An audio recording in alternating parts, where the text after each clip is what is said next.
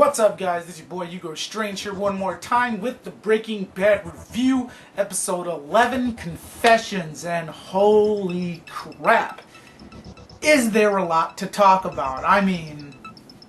So with this review, let me just start from the top and then just work our way down to just the big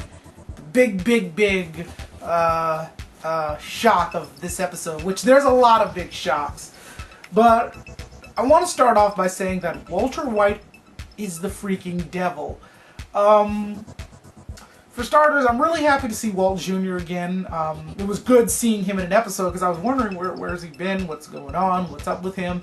And, you know, he's like, oh yeah, I'm going over to Aunt Marie's house, and Walt's like, whoa, what's up with this? And then he goes and uses his cancer to manipulate his son into staying home with him. And it's like, dude, you just used your cancer to manipulate your son.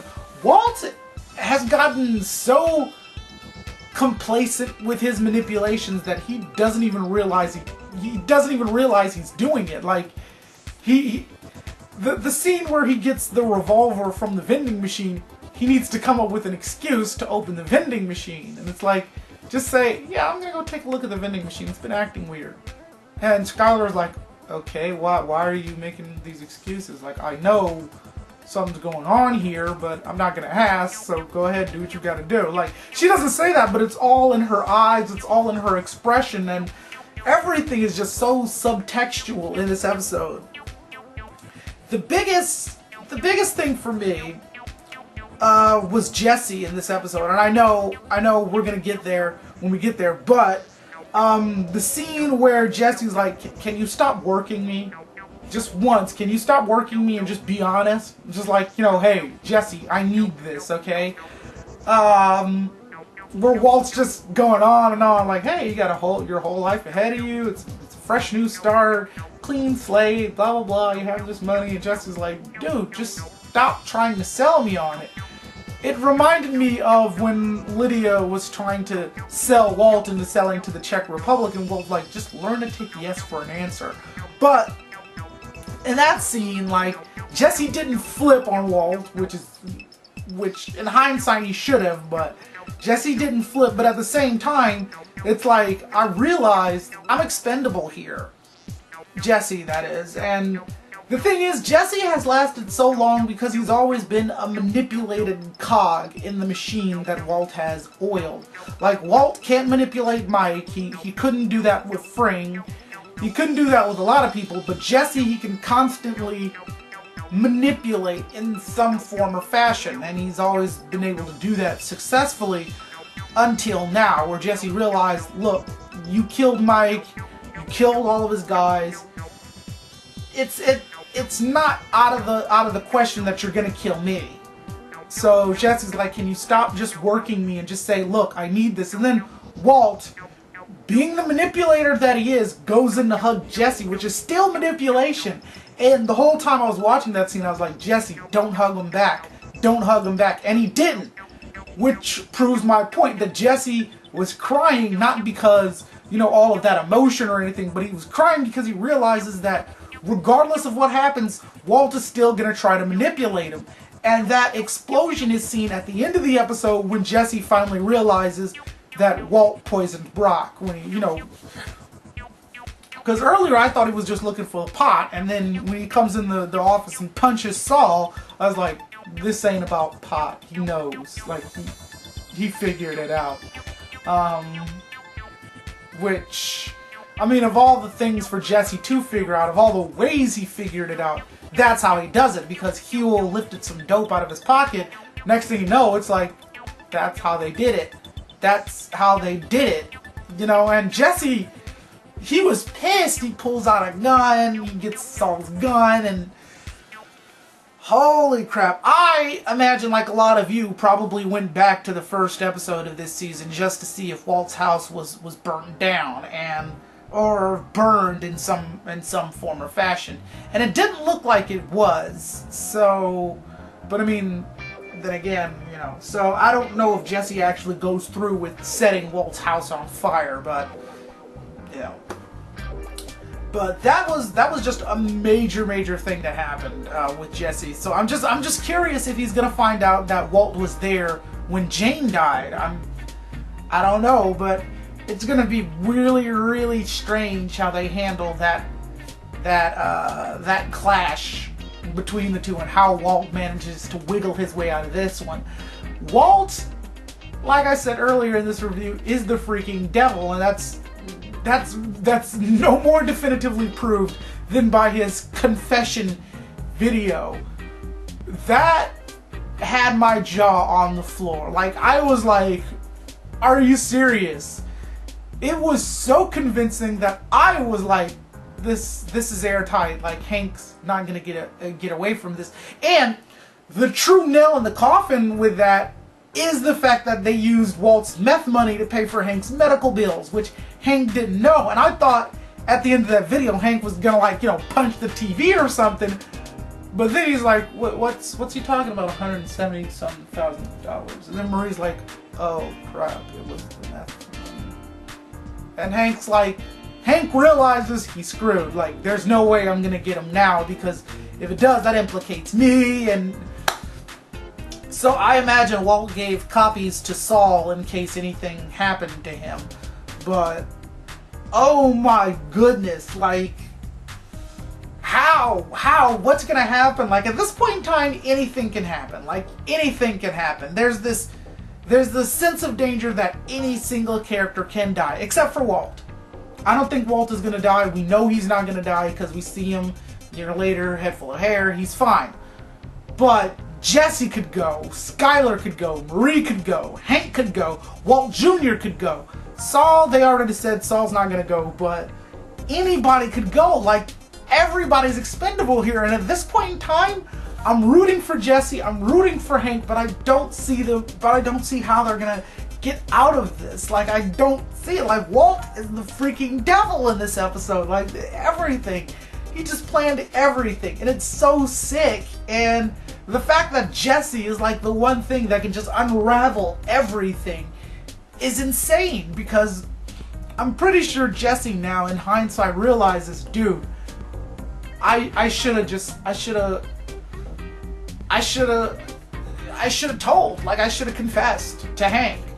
Now, granted, they could have, like, Hank could have built his case off of that, got the details, went down, did some fact checking, and, you know, all of this without Walt knowing. But the very fact that Hank slipped up and put that tracker on Walt's car, even though, I mean, that was kind of Deus Ex Machina that Walt would figure. But then again, considering the way Walt, his brain works, and the fact that Hank has been, you know, really sick and whatnot, it's kind of like, you know what?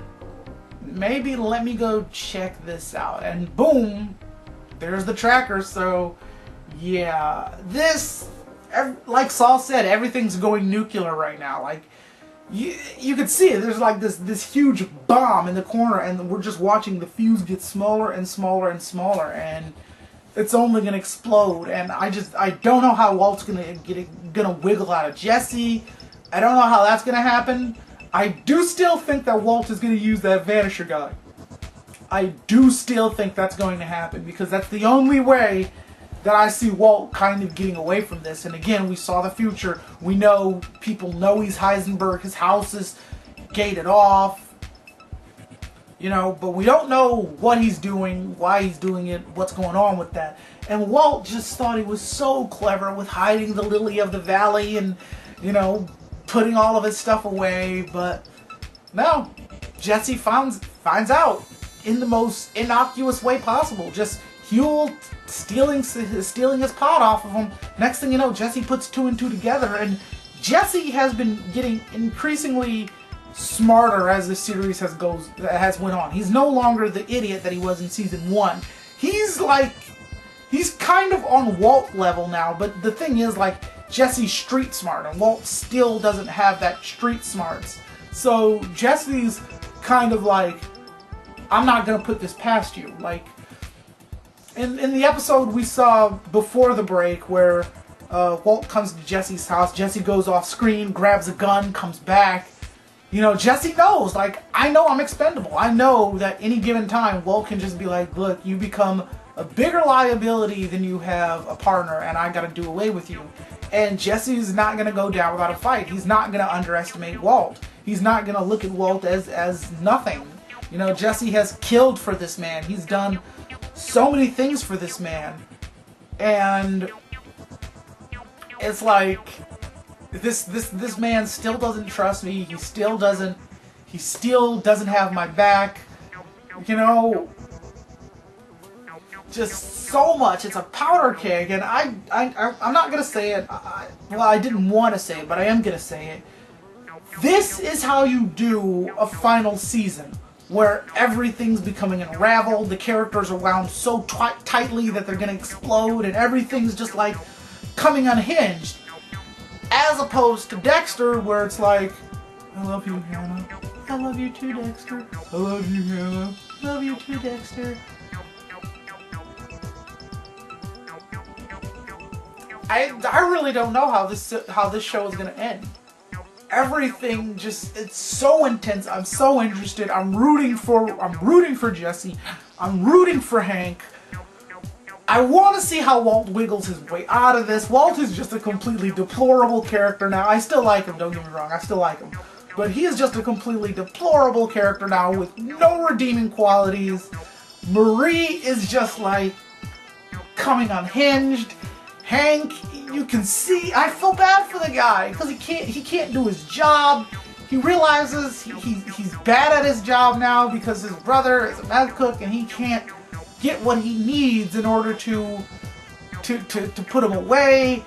Everything is just dropping and Walt is just walking around smelling like guest room soap. That is, of course, until Jesse, like, does what he does. And I'm hoping Jesse flips. Like, I'm hoping he doesn't burn the house down. And I hope he goes to Hank, tries to flip, and Hank is like, dude, we can't do this. It's too late. Go home. Like, we can't. This isn't going to happen. Whatever happens, I am glued to the freaking screen. Like, this is a powder keg. And that's still my guess. Walt uses the Vanisher. I don't know what's going to happen to Skylar. I don't know what's going to happen to Walt Jr. And just the very fact of those characters needing to be addressed, and the fact that Walt Jr. doesn't know, and, you know, that Hank hasn't told him, and Hank is like, let me figure this out. Let me figure this. Hank understands this, his job on the line. At this point in time, I really wouldn't care about Hank. Well, I really wouldn't care about his job. Like, if I were Hank, I'd just be like, okay, look, I'm gonna quit the force, but I need to tell you guys something. And I would have a recorder on me, just, you know, to go to Walt and be like, look, I quit the DEA. I understand what you're doing, you know, I get it. But here's what I need. I need some money, and I'll shut up. Like, that's what I need. And I'm just, are you Heisenberg? Yes. I need some money. What did you do with Fring? Just fill in these gaps for me so I know. And then, you know, I bust them like that. Like, look, I got the recording of this. Boom. You know, I would have had a recorder in the garage, you know. But then again, if I were Hank, I wouldn't have copped to putting that tracker on him in the first place. I would have, you know, just, like, denied it. Like, why would someone put a tracker on you? Why? You know, and maybe Walt would have became suspicious of Lydia. Whatever the case may be, I don't know how any of this is going to be addressed, and it's driving me insane. Like, this is going to explode in the worst way possible for everybody, and it's only going to get worse from here. That'll do it for me. I'll see you guys later. Peace.